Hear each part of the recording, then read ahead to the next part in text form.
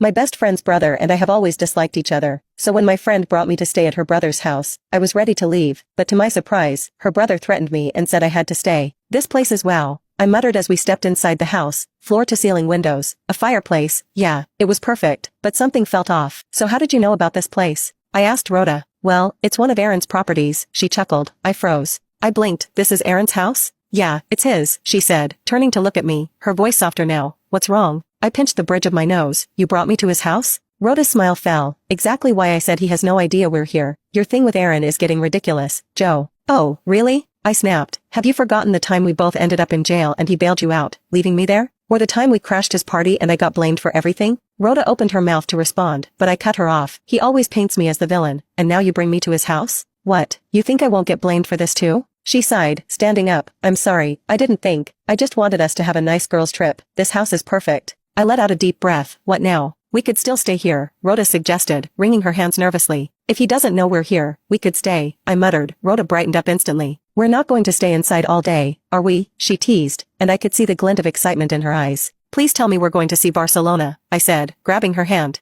Of course. Rhoda nodded a little too eagerly. We dragged our luggage to our room. Despite Rhoda's reassurances, I still felt uncomfortable. Knowing Aaron owned the house didn't sit well with me. After freshening up, we decided to explore the neighborhood. We had a whole month in Spain. We might as well get acquainted with the area. When we got back to the house, Rhoda pushed open the door, but stopped suddenly. I ran into her back. What's going on? I whispered, seeing the color drain from her face. She didn't answer. I peeked over her shoulder and froze. There he was, Aaron, in the living room. His eyes were cold, and his expression unreadable. He slammed the glass on the table with force. Rhoda shuddered beside me. The tension in the air was thick. We all stood there in silence. Not a word was spoken for what felt like an eternity. Rhoda, his voice was low, sharp. Care to explain why you're in my house without my permission? Rhoda was quiet, her eyes on the floor. If I didn't know her so well, I might have thought this man wasn't her brother. His gaze moved to me, and I tensed. I knew what was coming. And you, he muttered, his voice colder now, still tagging along with my sister, huh? Before you get this wrong, I spoke up, elbowing Rhoda. I had no idea this was your house. Aaron scoffed, standing up. The guy was tall. You expect me to believe that? His gaze drilled into me. This wasn't your idea? I sighed, standing my ground. Like I said, I didn't know this was your house until we got here. Rhoda stayed silent.